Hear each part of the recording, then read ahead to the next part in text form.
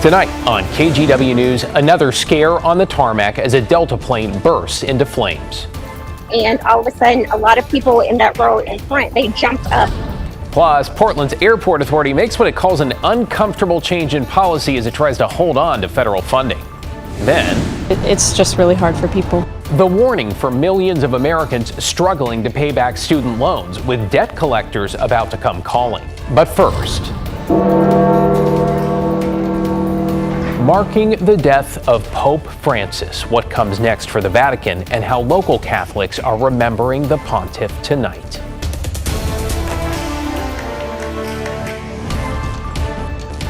I think Pope Francis emphasized mercy, openness of heart, acceptance. Tonight, 1 billion plus Catholics around the world are in mourning after the death of Pope Francis at the age of 88. The pontiff, the first from Latin America, made his final public appearance on Easter Sunday and died early this morning, the Vatican says, of a stroke and heart failure. Thanks for joining us. I'm David Molko. We'll get to local reaction in just a moment here, but first, Molly Hunter takes a look at how Pope Francis is breaking with tradition, a move some might say is in keeping with his values as the process of laying him to rest gets underway. As soon as the news of Pope Francis's death was announced, cardinals from around the world have started making their way here to Vatican City. Now, tomorrow will be the first meeting of cardinals. Not all the cardinals will have made their way to town by then, but the first meeting of the cardinals who are in town. And the papal funeral is expected to be held within 4 to 6 days, and on the agenda in the next couple of days will be the exact date of that funeral. You can bet that will be on the agenda in the meeting tomorrow. Now, as far as the funeral details, Pope Francis during his life designed a lot of them. This is not going to be a huge state splashy funeral. This will be a pared back funeral, a simpler funeral, a streamlined funeral for a pastor, something more humble than what we've seen in the past. And he's made some of the changes. For example, tonight Francis's body was placed in a single coffin made of wood and zinc, not the traditional trio of coffins of his predecessor. Now, he could be moved actually as early as Wednesday to lie in state in St. Peter's Basilica. And another change, he will not be buried in the Vatican grottos. Instead, he's chosen a different basilica in Rome, Santa Maria Maggiore, a basilica in the center of Rome. It was very close to his heart. He visited often. And then the attention turns to electing a new pope, the secret, mysterious process known as a conclave. It will happen in 15 to 20 days from today, from the pope's death. And as the cardinals come into town, more and more general congregations will happen. There will be formal meetings and informal conversations as well. And then, of course, they're sealed inside the Sistine Chapel. Voting will begin. Black smoke, as we know, once the ballots are burned, means no pope, and white smoke means a new pope has been chosen. Molly Hunter reporting, but for now, the focus on the loss on the University of Portland campus today. Bells tolled and parishioners showed up to the chapel to remember Pope Francis, many remarking on his inclusive stance and his compassion. He really cared. You know, he wasn't afraid to pick up a baby and kiss him. He wasn't afraid to touch people. He wasn't afraid to comfort somebody. He would want politics to back up a little bit, look at the human lives involved, and make choices based on that for the thriving of the human individual. Well, that spokesperson for the nonprofit Catholic Charities in Southeast Portland remembered the Pope as a gentle man with a strong voice for immigrants and the poor. If you're looking for more on the death of the pontiff, we have 2 specials about his life and tenure right now on our TV app. That's KGW+. They're called Remembering Pope Francis and Tributes to Honor Pope Francis. They're both available on demand anytime.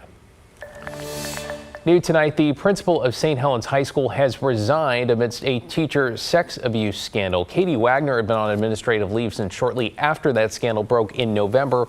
Wagner is accused of failing to protect students from 2 teachers at the high school, both who are charged with sexual abuse. She has pleaded not guilty to mistreatment and misconduct charges. In a letter to families, the district said it will begin searching for a new principal. Also new tonight, in the latest move from the Trump administration, millions of people who've fallen behind on student loan payments must now start repaying them or face a debt collector. That's as the Education Department ends a pandemic-era policy that essentially let those loan defaults slide. Catherine Cook is here with when those changes will take effect. Catherine? Well, David, involuntary collection, as it's called, begins May 5th. And for some students, it'll be the first time they've ever had to confront the obligation of repaying their debt. And they're scared. The current administration suggests that after 5 years, they've had enough time to start paying it off. It's a little scary. At PSU and college campuses nationwide, It's just really hard for people. a new financial reality is hitting students like a ton of textbooks. I am in the back of my head thinking, what am I going to do with this new debt when I'm out of here? On Monday, the Trump administration announced that starting May 5th, the Education Department will start collecting on student loans in default, to include garnishing wages. It's a first since the government paused loan collection efforts in 2020. Officials say right now about 5.3 million federal student loans are in default.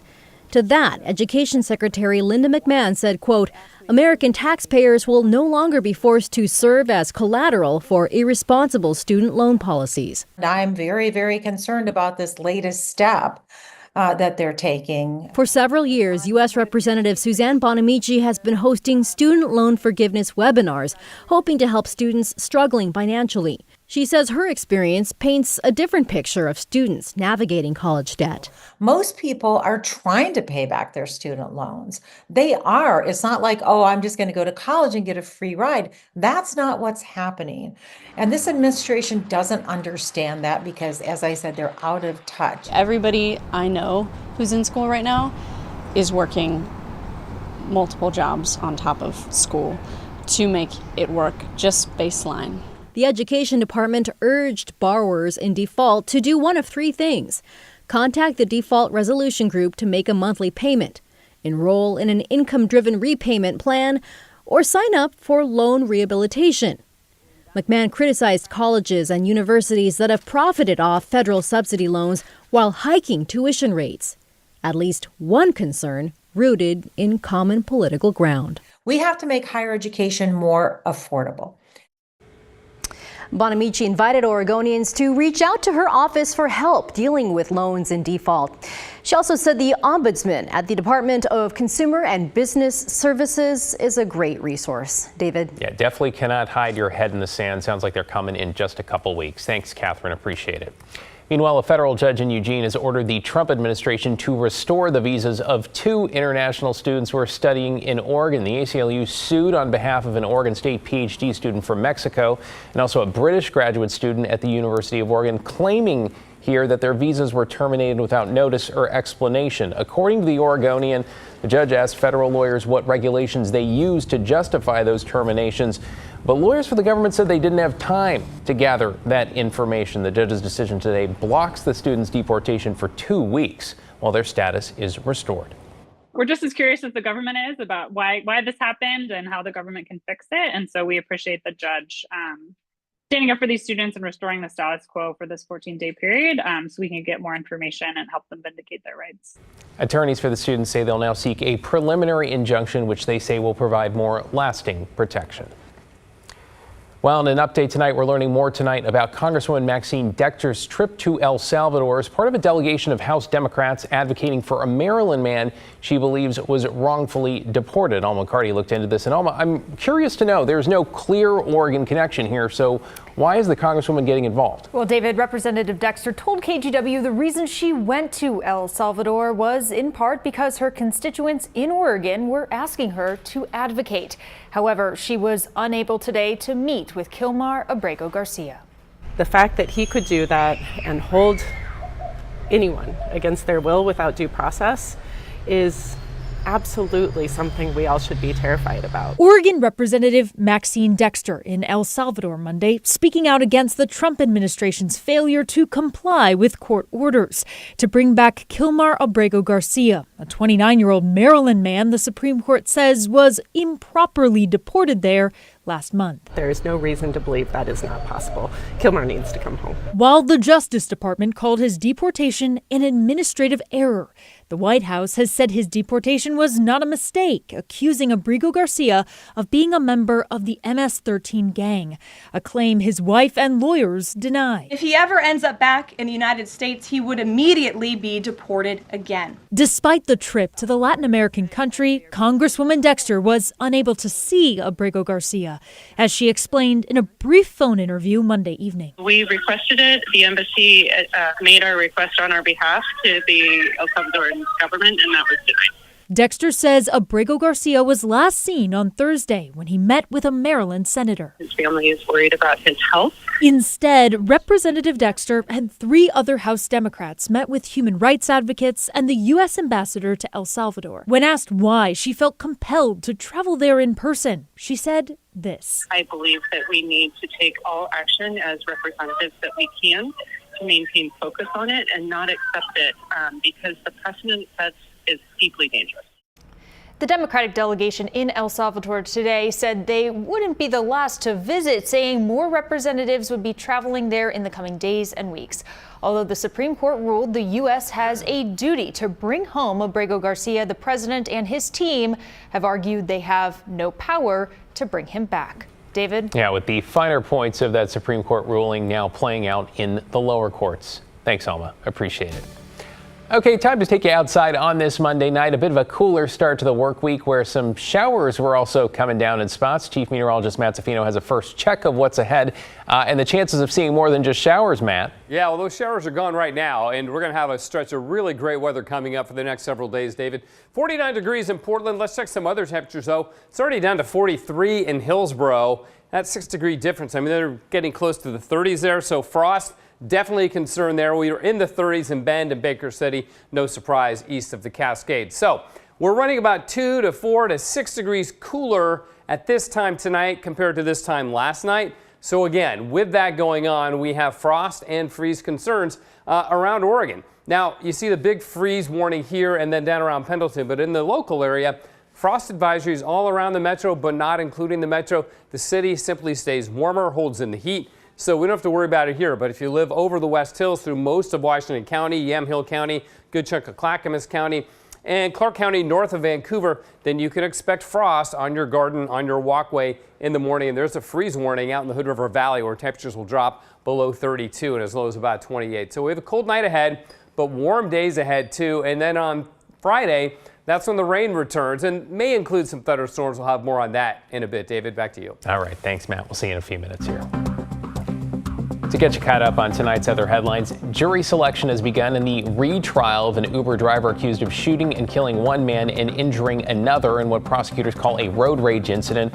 This comes after a judge declared a mistrial last December when the jury could not reach a unanimous decision. Prosecutors say Jeffrey Hammond shot and killed one man and injured a bystander in October of 2023. Those shootings were recorded on surveillance video in downtown Portland. Hammond maintains he was acting in self-defense. In Salem, lawmakers are mourning the loss of State Senator Aaron Woods, who died over the weekend. The former tech executive was elected in 2022 and represented District 13 that includes Tigard, Wilsonville, Sherwood, and part of Yamhill County. Among his accomplishments, helping pass a law regulating the use of AI in political ads. Woods was diagnosed with cancer in 2023 and took a leave of absence last month to undergo treatment. He was 75 years old. Commissioners from the 3 counties covered by that district will appoint a successor to finish out his term. And new at 11, a skier is now safe after they were injured on the slopes of Mount St. Helens over the weekend. Rescuers say the skier was at about 7,000 feet when they caught an edge and hurt their knee. The skier's 2 companions helped them descend about 1,000 feet, but all 3 stopped to call for help as the terrain became more dangerous. Rescue crews got the skier down by about 9 Saturday night. They did not require additional medical help. Tonight, the Port of Portland Commission has voted to revoke its social equity policy, fearing it could lose nearly $150 million in federal funding. The port says it relies heavily on federal dollars when it comes to PDX, the city's marine shipping terminals, as well as the Hillsborough and Troutdale airports. During today's online meeting, port commissioners expressed discomfort with the decision. The port's executive director called revoking the policy a necessary move following the Trump administration's crackdown on DEI. The port is a designated federal contractor, and it has of late become clear that we must meet federal compliance expectations. The port is the latest organization to essentially buckle under the Trump administration's threats of cutting funding if they don't formally break with DEI. The Bonneville Power Administration also gutted its equity programs earlier this year.